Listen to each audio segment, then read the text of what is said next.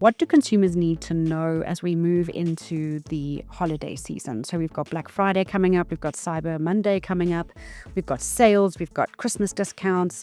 What are some of the biggest things that fraudsters do to kind of catch consumers unaware? Where ATM scams and card scams used to be quite simplistic in the fact that they stole your card, or they skimmed your card in an ATM, or they've walked past you and they've scanned your card.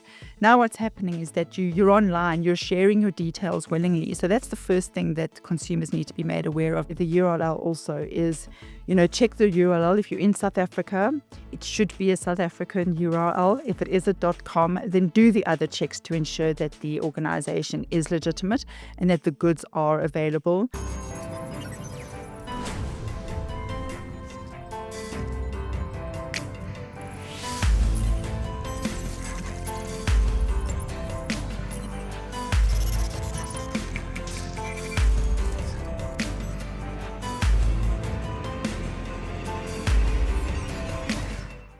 Digital payments are growing fast, but so is fraud. Today on ITWeb Business TV, we're sitting down with Ursula Pearson-Williams, the head of fraud at PayInc, to talk about what needs to be done.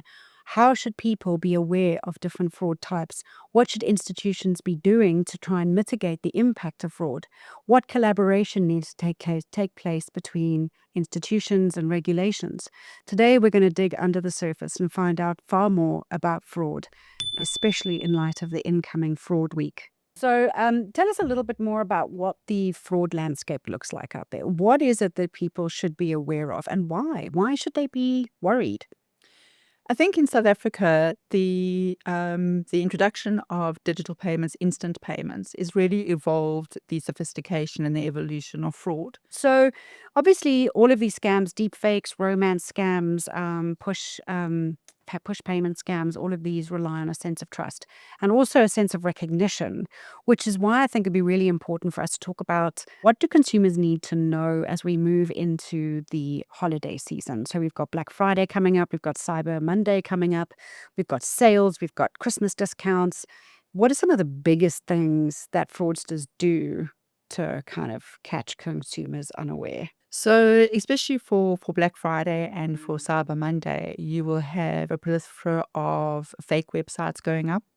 But I think more than fake websites is actually the advance fee for payments of goods that actually never arrive. So what you've got is you've got a whole lot of goods that are going on sale, and ultimately you're going to make that payment and the goods will never arrive at your door. And that seems to be one of the most prolific that comes through Black Friday and the Cyber Monday. The second thing is really around the fake websites. So what you've got is you've got fake websites that look absolutely legitimate. In some instances, they're absolutely duplicating the genuine website. So what happens is that you think you're on a website, and I'm not going to mention any brands at this point in time, but you think you're going on to a legitimate website. But because you haven't looked at the legitimacy of the URL, you're actually on a fake website and you're making the payment through there for those goods that actually will never arrive either. They're not actually for sale. So if you don't check and you go through the whole process, not only are you not going to get the fridge that was really wonderfully discounted, but now they've got your card details. So what are the deeper risks that come with the spoofing sites? Because it's not a bee that just stings once. It's more of a what is that insect? A hornet that just keeps on stinging, Absolutely. And that's a very good point because, where ATM scams and card scams used to be quite simplistic in the fact that they stole your card, or they skimmed your card in an ATM, or they've walked past you and they've scanned your card. Now what's happening is that you're online, you're sharing your details willingly. So that's the first thing that consumers need to be made aware of, because if you have done that legitimately or thinking that you've done that legitimately, it's very difficult for your bank to now navigate through the process of looking for your funds, refunding you, because ultimately you've gone on and willingly provided your details. Yeah. But once you've been made aware of that, or once you're concerned that potentially, or you've become aware that you've been scammed, it really is to contact your bank. The first thing to do is, if you do get an SMS or a caller saying that somebody is phoning from your bank, my suggestion is do not answer those telephone calls. Rather, put down the phone and then use the telephone number that you know of that is either on your bank's website, or if you have a personal banker, contact them and therefore go through to a legitimate number Okay. that is actually your bank's fraud center. Provide them with all the details, because generally what happens as well, they're able to link accounts. A lot of the time, it's not only about fraudsters accessing your information externally, it's potentially who they're working with internally as well. And there has been reports where your credit card potentially has been compromised, but because it is linked to your bank account or your check account, there is a link that your check account can be compromised as well. So it's not just about isolating the event to either an account or a check account. It's understanding your financial makeup, how your accounts are linked, because potentially if they do have that information, they're able to link that as well. Sure, that is scary. So, I mean, what can customers do? Well, I mean, consumers do. What can consumers do? What are some of the basic things that you can do right now to protect yourself? So, I'd love to know how you can identify a fake website. What are some of the key elements? Is there anything else beyond the URL that would be a tell, perhaps? And I'd also like to know what people can do in terms of online safety. Should they use should they use a virtual card that has a set limit, for example? What are some of the things that people need to do to just really stay aware and secure over Black Friday and Cyber Monday? The websites are not always so easy to detect. However, there are some very simplistic mechanisms that you can use. The first one is read the language that is used on the website. Is it professional? Is it written in a way that makes consumer-friendly sense? And is it done in a way that is actually displaying the product and the goods and describing them accurately?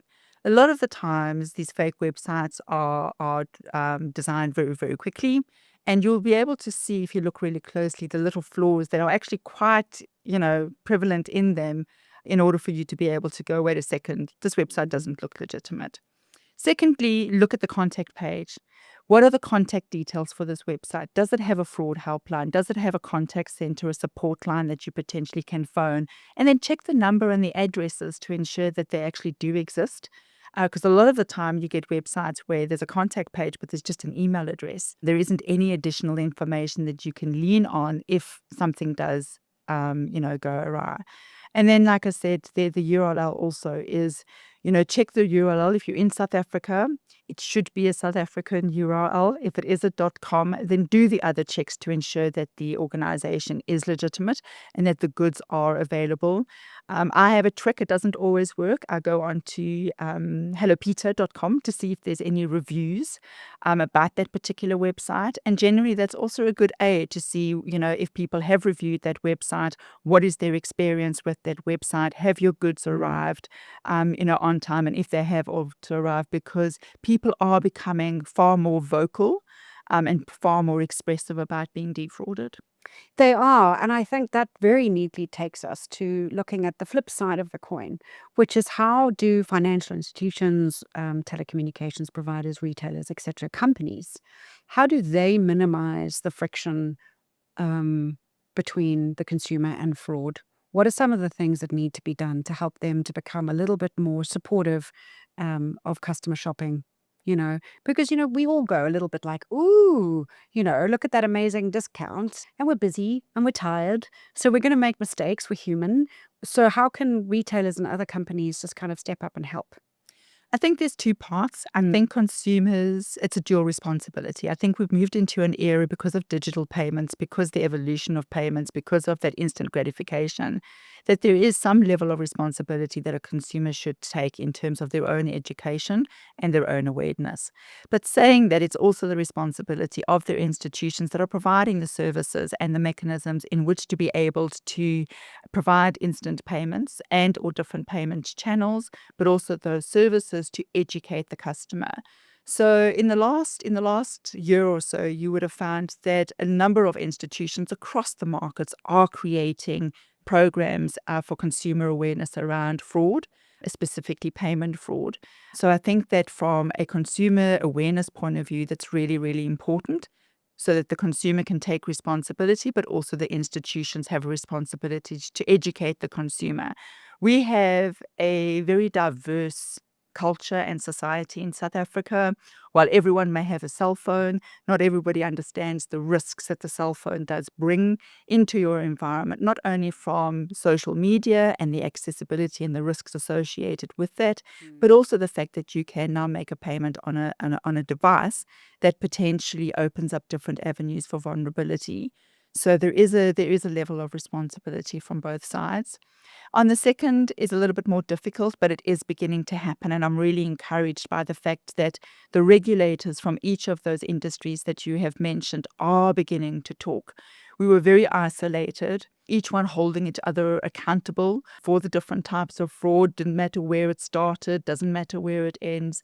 But now you're beginning to see some collaboration, not only from an understanding perspective, but also from a regulatory and from a policy change point of view. And I think the reason for that is that while you will have scams like gambling and online scams and crypto asset scams, those are also mechanisms used to money launder.